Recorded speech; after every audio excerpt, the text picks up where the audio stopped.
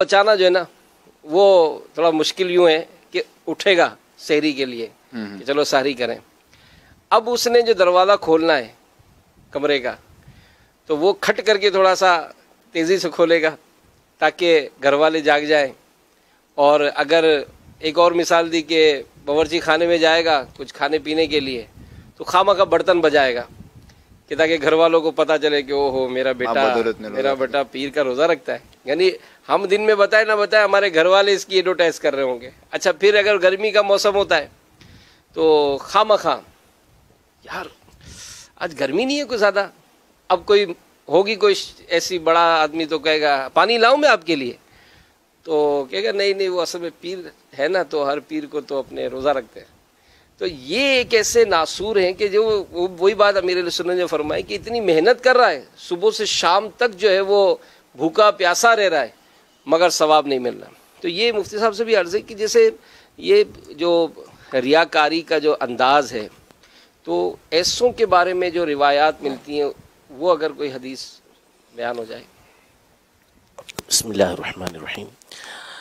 बहुत सारी अहादीस तय्यबा इस हवाले से मौजूद हैं और मशहूर तरीन हदीस मुबारक है मुस्लिम शरीफ वगैरह की कि 3 शख्स अल्लाह तबारक व तआला की बारगाह में लाए जाएंगे, शहीद लाया जाएगा, सखी लाया जाएगा, कारी यानी इल्म वाला लाया जाएगा और हर एक को अल्लाह तबारक व तआला अपनी नेमत याद दिलाएगा, वो इतराफ़ करेगा। फिर अल्लाह तबारक व तआला उससे इस्तिफ़सार पूछेगा उससे, हालांकि वो जानता है कि तूने इसके बदले में क्या किया, तो वो अपने काम बताएगा कि मैंने तेरी राह के अंदर जिहाद किया, लड़ा, यहाँ तक कि मुझे शहीद कर दिया गया।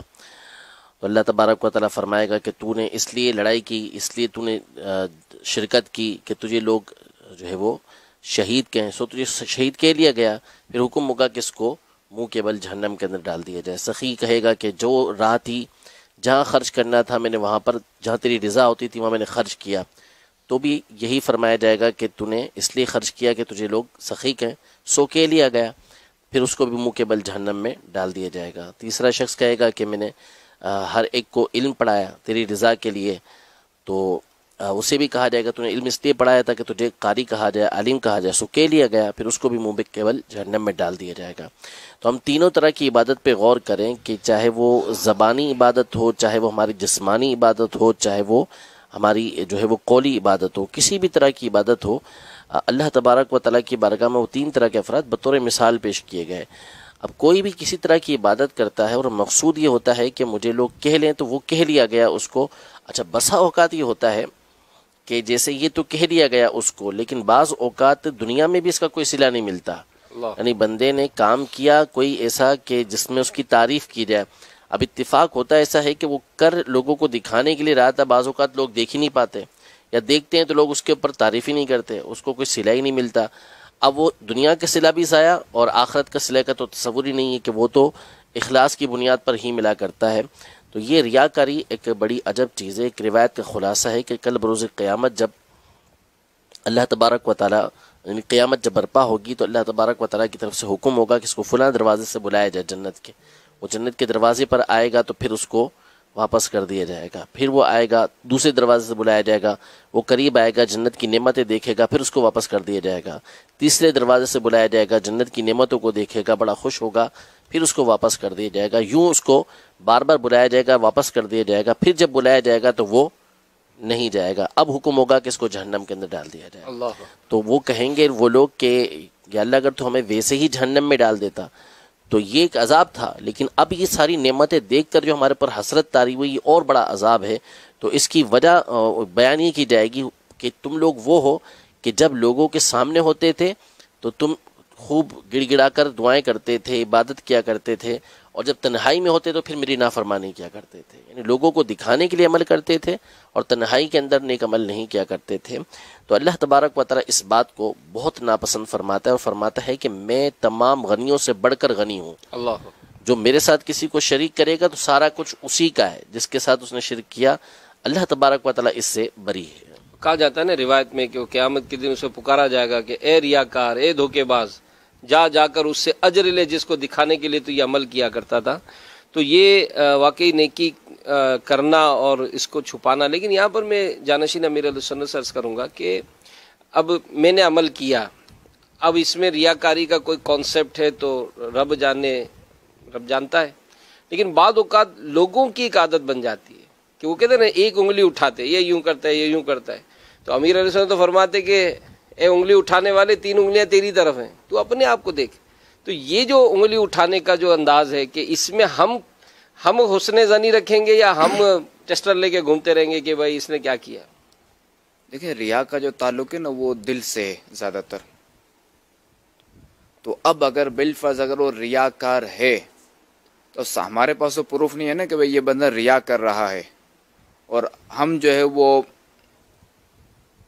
وہ تو ایک غلط کام کر ہی رہا ہے۔ اگر وہ ریاکار ہے تو اگر وہ ہے تو ہمیں تو ظاہر ہے کہ دل پر حکم لگانے کی اجازت نہیں ہے، ہمیں تو نہیں پتہ نا، ہمارے پاس تو کوئی ایسا آلہ نہیں ہے کہ ہم نے لگایا ٹیسٹر ہمیں واقعی ریاکار ہے۔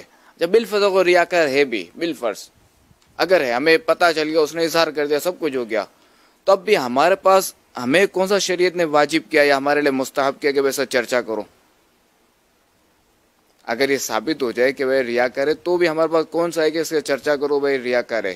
دوسرا یہ کہ جب ثابت نہیں ہوا تو اب ہم اس کے بارے میں ریاکار ہونے کا جو ہے وہ ہم نے بدگمانی کی، اور ہم جو ہے وہ الٹا پھنس گئے، حالانکہ وہ ریاکار نہیں ہے، اور ہم الٹا جو ہے نا وہ ریاکاری کہ اس پہ جو ہے نا تہمت لگائی اپنے دلی طور پہ یا جو بھی اس کے بارے میں گمان رکھا، اور ہم گناہ گار ہو گئے، الٹا بدگمانی۔ ایک بزرگ فرماتے ہیں نا کہ غالباً جنید بغدادی رحمۃ اللہ تعالی علیہ یا کوئی اور، کہ جب تم کسی کو روتا ہوا دیکھو تو خود بھی رونے لگ جاؤ۔ اللہ کیونکہ میں نے ایک مرتبہ کسی کو روتے دیکھا تو میں نے یہ کہا تھا کہ یہ ریاکاری کر رہا ہے، نتیجہ یہ نکلا کہ 40 دن تک میں تہجد کی نعمت سے محروم رہا تھا۔ اور سیدی احمد ذروق رحمۃ اللہ تعالی علیہ یہ ارشاد فرماتے ہیں کہ انما ينشأ الظن الخبیث عن القلب الخبیث، کہ جو برا گمان ہوتا ہے وہ برے دل ہی سے پیدا ہوتا ہے۔ تو اگر کوئی ریاکاری کر رہا ہے تو ہمیں اس کے بارے میں کسی طرح کا بھی یہ اعتقاد رکھنا، دل میں بدگمانی لے کر آنا کہ اس نے یہ کام جو کیا ہے وہ ریاکاری کے طور پہ کیا ہے، اس کی شرعاً بالکل بھی اجازت نہیں ہے، یہ اس کا اور اس کے رب کا معاملہ ہے۔ اور ویسے بڑی پیاری بات نگران شورا نے اپنے 1-2 سلسلوں میں فرمائی تھی کہ اگر آپ حسن ظن کے عادی ہو جائیں گے تو آپ کی زندگی بڑی پرسکون گزرے گی، یعنی زندگی پرسکون گزارنے کا یہ فارمولہ ہے کہ اپنے آپ کو حسن ظن کا عادی بنا لیں، کسی کے بارے میں ہم کیوں برا سوچیں۔ آئیے کچھ کالز لے لیتے ہیں۔ ماشاء اللہ، مرحبا جانشین امیر سنت کی آمد، مرحبا مدنی مذاکرے کی مدنی مہک، ماشاء اللہ مدنی مذاکرے کی کیا بات ہے۔ علم حاصل کرنے کا، سمجھنے کا بہترین ذریعہ مدنی مذاکرہ ہے۔ اور آج میں مفتی صاحب کی بارگاہ میں عرض کرنا چاہتا ہوں، مفتی صاحب ہم بیانات میں سنتے ہیں کہ کسی معاملے میں علماء کا اختلاف ہے، کسی معاملے میں اس بات پر اختلاف ہے، تو مفتی صاحب ہم عوام کے لیے، یعنی جو سنتے ہیں سامعین جن میں حاضرین ناظرین شامل ہیں، لفظ اختلاف سے ہمیں کیا مطلب لینا چاہیے؟ کیونکہ یہاں پر لوگوں میں جو گفتگو ہوتی ہے وہ اختلاف کو ایسے رخ پر لے جاتے ہیں کہ اب اس میں بڑی الجھنیں پیدا ہو جاتی ہیں۔ تو جب ہم علماء کا اس لفظ اختلاف سنیں یا مجددین کا یا کسی ایسے اونچے مرتبے کا کہ لفظ اختلاف، ہمارے لیے اس میں کیا مدنی پھول ہے؟ اختلاف جو لفظ ہے وہ عمومی طور پر ہمارے یہاں تو معاشرے کے اندر برے معنوں میں استعمال ہو جاتا ہے، لیکن اختلاف ہے نہیں اس طرح کہ وہ ہر مقام پر برا ہی ہو۔ حدیث پاک اختلاف امتی رحمتن، کہ میری امت کا جو اختلاف ہے وہ رحمت ہے، یعنی میرے علماء، میری امت کے علماء کا جو آپس میں اختلاف ہو کسی مسئلے کے اندر، یعنی فروعی مسئلے کے اندر، عقائد کے اندر اختلاف کبھی نہیں ہوتا، اصل اختلاف فروعی مسائل کے اندر ہوتا ہے، تو وہ اختلاف رحمت کا سبب بنتا ہے۔ تو اختلاف کا مطلب رائے کا مختلف ہونا، یعنی وہ الگ رائے رکھتے ہیں، دوسرا الگ رائے رکھتا ہے، تو یہ رائے کا یعنی اپنی اپنی رائے الگ الگ ہو جائے، اس کو اختلاف کہہ دیا جاتا ہے کہ بھئی اس کا کہنا یہ ہے اور اس کا کہنا یہ ہے، تو چونکہ دونوں کی رائے مختلف ہو گئی، دونوں کی باتیں مختلف ہو گئیں، تو اس کو اختلاف کہتے ہیں۔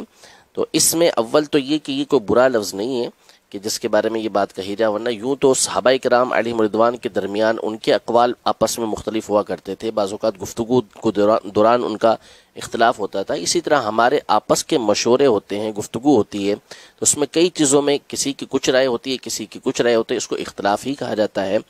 وہ یہ الگ بات ہے کہ کوئی اختلاف کس نیت سے کر رہا ہے اور کس بات میں کر رہا ہے، وہاں جا کے یہ دیکھا جائے گا کہ وہ بری چیز ہے یا اچھی چیز ہے۔ جہاں تک رہا اس مسئلے پر عمل کرنا، تو اس کے اصول و ضوابط ہیں، آپ نے علماء اہل سنت کا دامن پکڑ کے رکھنا ہے، جن علماء اہل سنت کے پیچھے آپ چلتے ہیں انہی کے پیچھے چلنا ہے، وہ جو آپ کو بتائیں اسی کے مطابق عمل کرنا ہے۔ ماشاءاللہ، آئیے کالز لیتے ہیں۔ السلام علیکم ورحمۃ اللہ وبرکاتہ۔ وعلیکم السلام ورحمۃ اللہ وبرکاتہ۔ مدنی مذاکرے کی مدنی مہک میں ماشاءاللہ رکن شورا حاجی امین اتاری صاحب قبلہ مدثر العلی کی جو حکایتیں ہوتی ہیں نا، یہ سننے کا انتظار رہتا ہے، گویا کہ ماشاءاللہ بہت پیاری پیاری حکایتیں حاجی صاحب تشریف لاتے ہیں۔ اللہ پاک حاجی صاحب کو نظر بد سے بچائے اور ہمیں بھی ان کی محنتوں کا صدقہ عطا فرمائے، دعوت اسلامی کے لیے کوششیں کرنے کی ہمیں بھی توفیق عطا فرمائے ماشاءاللہ۔ حوصلہ افزائی کرنے کا شکریہ، لیکن اس میں امیر علیہ سنت یہ فرماتے ہیں کہ صرف حاجی صاحب نہ کہا جائے، کسی کو نام بھی لینا چاہیے۔ جی دوسری کال۔ مستان مرکاتی ہند کے شہر اندور سے عرض کر رہا ہوں، میت کو غسل دینے کی اجرت لینا جائز ہے؟ جواب عنایت فرمائیں۔ اس میں دو صورتیں ہیں، اگر تو وہاں پر کوئی دوسرا غسل دینے والا موجود ہے تو اس صورت میں اجرت لینا جائز ہے، اور اگر کوئی بھی وہاں پر غسل دینے والا نہیں ہے، یہی متعین ہے کہ یہی دے گا، دوسرا کوئی نہیں دے سکتا، تو پھر اس صورت میں اس کا غسل کی اجرت لینا یہ جائز نہیں ہے۔ اور جہاں لینا جائز بھی ہے تو صرف جواز ہے، بہتر یہ ہے کہ فی سبیل اللہ، اللہ تبارک و تعالیٰ کی رضا کے لیے ہی غسل دے۔ اور یہاں پر میں ایک بات ضرور مفتی صاحب عرض کروں گا کہ ایک شعبہ ہے دعوت اسلامی کا، مجلس تجہیز و تکفین، اور اس کی دعوت اسلامی کی ویب سائٹ سے آپ اپلیکیشن ڈاؤن لوڈ کر سکتے ہیں۔ یعنی اسی کمال کی اپلیکیشن ہے کہ آپ اگر اس کو اینیمیٹڈ بنایا گیا ہے اس کو، یعنی اگر کسی کو حالت نزا میں دیکھیں کہ موت کے آثار ظاہر ہوئے، تو اب اس مرنے والے کے ساتھ ہمیں کیا کرنا ہے، جب اس کا انتقال ہو جائے گا تو ہمیں کیا معاملات کرنے، غسل دینے کے جو مراحل ہیں ان میں کیا کیا ترکیب ہے، کفن کا اب اس میں ایڈ کیا جا رہا ہے کہ کفن کاٹنے کا طریقہ کیا ہوگا، کفن پہنانے کا طریقہ کیا ہوگا، اور ماشاءاللہ یہ ہماری مجلس جو ہے وہ جگہ بجگہ لوگوں کو غسل میت کا طریقہ یہ اسلامی بہنوں میں بھی سکھایا جاتا ہے، اسلامی بھائیوں میں بھی سکھایا جاتا ہے، اور یہ بڑی بدقسمتی ہے کہ معاشرے میں اس معاملے میں ہم آگے نہیں بڑھتے، بلکہ بعض جو قصبوں دیہاتوں میں جہاں ہمارے مدنی قافلے سفر کرتے ہیں وہاں ایسی دل خراش باتیں ملتی ہیں کہ گاؤں میں اگر کسی کا انتقال ہو جاتا ہے تو پورے گاؤں میں کوئی غسل میت کے لیے دستیاب نہیں ہوتا، یہاں تک کہ بہت وقت گزر جاتا ہے اور میت میں جو مرنے والے کے بدن میں تغیر آ جاتا ہے، بدبو آ جاتی ہے، اور یہاں پر کوئی غسل دینے والا نہیں ہوتا۔ تو دعوت اسلامی کے مدنی قافلوں کی افادیت اس میں بڑی سمجھ میں آتی ہے کہ مدنی قافلوں میں سفر کی برکت سے الحمدللہ یہ چیزیں سکھائی جاتی ہیں۔ تو مدنی چینل کے ناظرین، عالمی مدنی مرکز فیضان مدینہ کے حاضرین، مدنی قافلوں میں سفر کو اپنا معمول بنائیں تاکہ کریا گاؤں گاؤں جا کر لوگوں کو علم دین سکھانا ہے، خود بھی سیکھنا ہے، انشاءاللہ اس کا بہت فائدہ ہوگا۔ کال دیجیے۔ السلام علیکم ورحمۃ اللہ وبرکاتہ۔ وعلیکم السلام ورحمۃ اللہ وبرکاتہ۔ ہند گجرات جام نگر سے سگے اتار محمد ساجد اتار عرض کر رہا ہوں۔ ماشاء اللہ سلسلہ مدنی مذاکرے کی مدنی مہک جاری و ساری ہے۔ مفتی صاحب کی بارگاہ میں عرض کے ٹھنڈی کے موسم کے اندر گاجر کی کھیتی زیادہ ہوتی ہے، تو گاجر کھانے کے کیا فائدے ہیں؟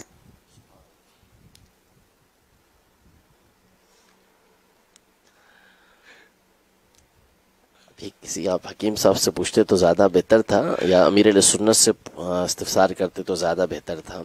بہرحال یہ کہ آنکھوں کی روشنی کے حوالے سے تو سنا ہے کہ اس سے فائدہ ہوتا ہے، خون میں بھی اضافہ ہوتا ہے، کہ اگر گاجر روزانہ پابندی کے ساتھ کھایا جائے صبح تو آنکھوں میں بینائی جو ہے روشنی اس کی بڑھتی ہے۔ جوس کے لیے گاجر کا جوس بولیں گے، گاجر کا رس بولیں گے، تو وہ آنکھوں کی بینائی کے لیے اچھا ہے۔ گاجر کا غالباً رس بولا جائے گا، جوس بولا جائے گا؟ جمین رس اردو میں رس بولیں گے اور इंग्लिश में जूस बोलते हैं। हाँ, शेक नहीं बोले, ठीक। एक और कॉल शामिल।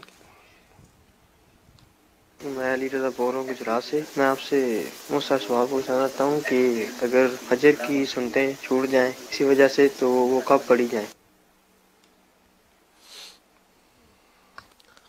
फजर की सुन्नतें अगर छूट गई हैं किसी वजह से तो सूरज तुलू होने के बाद 20 मिनट के बाद, सूरज तुलू हो गया तो उसके 20 मिनट के बाद वो सुन्नतें अदा कर लेना बेहतर है कि वो सुन्नतें अदा कर ली जाए। अलबत्ता ज़हवा कुबरा, जिसको हमारे यहाँ ज़वाल का वक्त कहते हैं, ज़हवा कुबरा का जो वक्त है उससे पहले पहले ही अदा कर सकते हैं। अगर ज़हवा कुबरा का वक्त आ गया तो अब इस सूरत में इनको अदा नहीं करेंगे। वैसे अगर गए मस्जिद में और जमात खड़ी हो गई है तो ऐसी सूरत में इसमें ये है कि मस्जिद में गए और देखा कि जमात खड़ी हुई है और इस बात का इसको ज़न्न गालिब है या उम्मीद है इसको कि आखिर में भी इमाम के साथ मिल जाऊंगा, इन सलाम फेरने से पहले पहले इमाम के साथ मिल जाऊंगा तशहुद के अंदर, तो बेहतर है कि पहले वो सुन्नतें पढ़ेगा फिर इसके बाद जमात के अंदर दाखिल होगा। और अगर इसको इस बात का अंदेशा है कि मैं सुन्नतों में शामिल हुआ, सुन्नतें पढ़ने लगा तो जमात मेरी निकल जाएगी, तो अब हुक्म यह है कि वो जमात में शामिल हो जाएगा और फिर सूरज निकलने के 20 मिनट के बाद ये जो सुन्नतें रह गई हैं उनको अदा करेगा। एक बड़ा प्यारा, क्योंकि मदनी मुज़ाकरा जो है ये अल्हम्दुलिल्लाह कई हवालों से ये अल्लाह की रहमत से सीखने सिखाने का सिलसिला होता है। तो इत्तेफाक से बारिश की आमद हुई और शुरू में ही मदनी मुज़ाकरे में बारिश के कुछ मनाजिर भी दिखाए गए। अमीर सुन्नत ने इस पर बड़ी प्यारी मदनी फूल अता फरमाए कि जब बारिश होती है तो ख़ासकर हमारे वतन में जो आजमाइश हो जाती है, बाज़ों का करंट के मामलात होते हैं, तो एहतियातों के बड़े प्यारे मदनी फूल मिले। साथ ही एक बात और जो सिखाई गई वो ये कि चूँकि इस्लामी भाई की आमद का सिलसिला था तो अब जो बारिश में भीगता हुआ आ रहा है तो उसको मस्जिद में दाखिल कैसे होना है, मस्जिद की दरियों का इस्तेमाल, कारपेट पे वो ना बैठे इस तरह से। तो ये जो आज अल्हम्दुलिल्लाह मस्जिद के एहतराम के मुतालिक जो मदनी फूल बयान हुए, तो ये भी दावत इस्लामी के मदनी माहौल का एक बड़ा हिस्सा है कि अल्हम्दुलिल्लाह दावत इस्लामी के मदनी माहौल में मस्जिद के एहतराम के हवाले से मदनी फूल ख़ास कर बयान किए जाते हैं। तो ज़रूर इस पर अमल भी होना चाहिए। और ये भी आप बताएं कि मस्जिद का जो अदब व एहतराम है इस हवाले से कुछ आप बयान फरमाएं। असल में जो ना मस्जिद जो है, एक तो ये कि ये हमारे घर होता है ना कि हम जब चाहे आंखें बंद करके चले जाएं, जिस तरह जो हो के जैसे बंदा उठा न कुल्ली की, न ब्रश किया, न मिसवाक किया, न कुछ भी नहीं किया और ये मुंह में जैसे आया मुंह उठा के चल दिया, तो ये ज़ाहिर है कि मस्जिद है, ये हमारा घर नहीं है। अल्लाह, और ये वो घर है बैतुल्लाह, हर मस्जिद बैतुल्लाह है, हर मस्जिद अल्लाह ताला का घर है माशाअल्लाह। तो ज़ाहिर है कि इसका हम अदब कहेंगे, प्रोटोकॉल कहेंगे, जो भी कहेंगे, तो ज़ाहिर है कि इसमें हम इस तरह जा नहीं सकते कि मस्जिद को बदबू से ही बचाना है, मस्जिद को आलूदा होने से भी बचाना है और मस्जिद को तकलीफ दे चीज़ों से बचाना है। रिवायतों में आता है कि मस्जिद में वो तिनका अगर गिर जाए तो उससे इतनी तकलीफ होती है कि जिस तरह इंसान की आंख में अगर कोई तिनका चले जाए उससे ज़्यादा मस्जिद को तकलीफ होती है।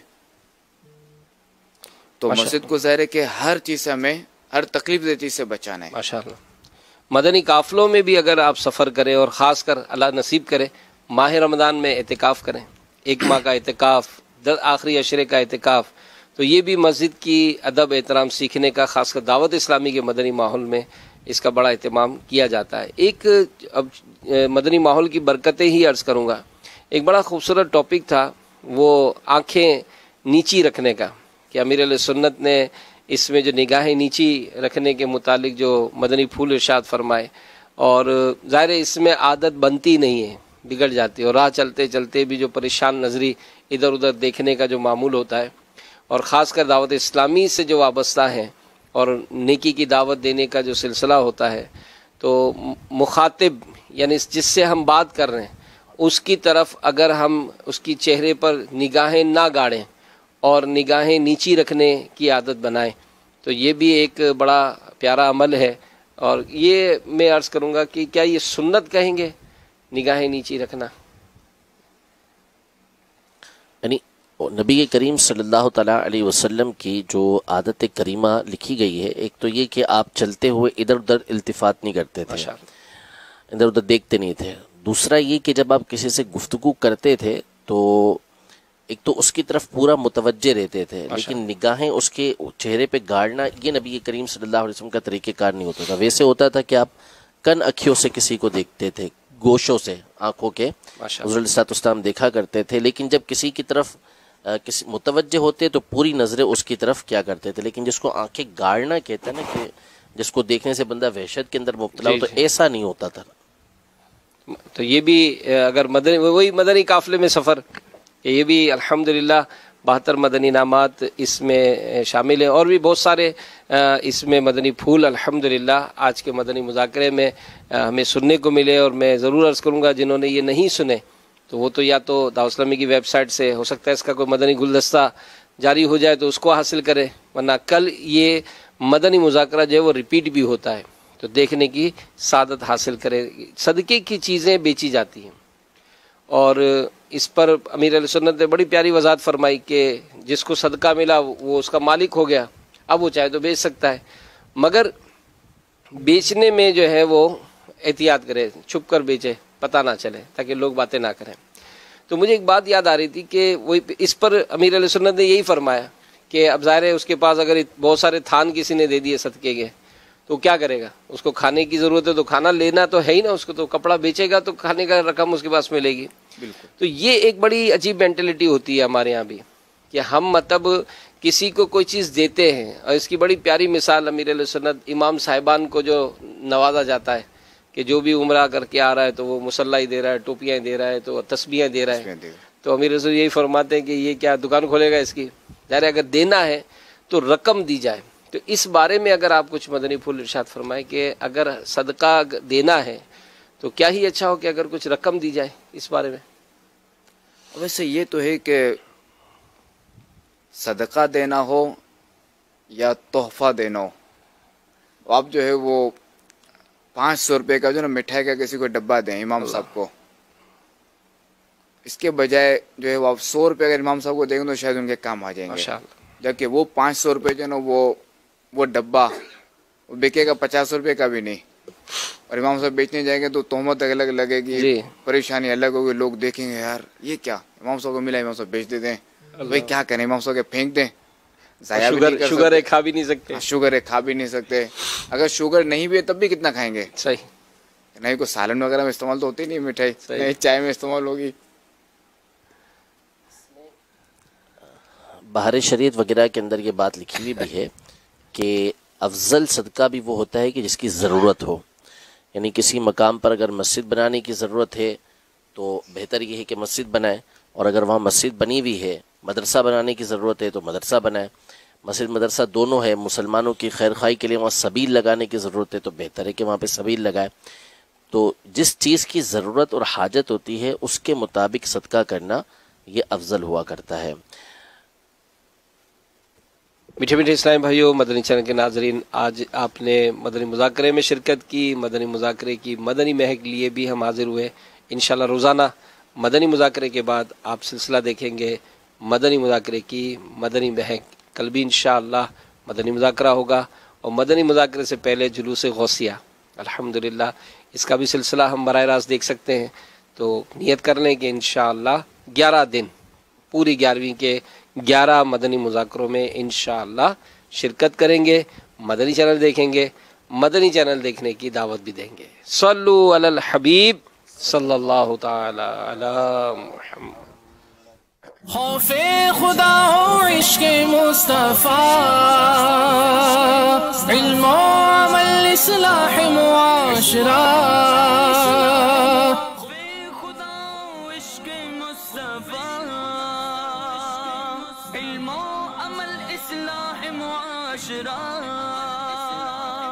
فقہ ہے شریعت و طریقت کا،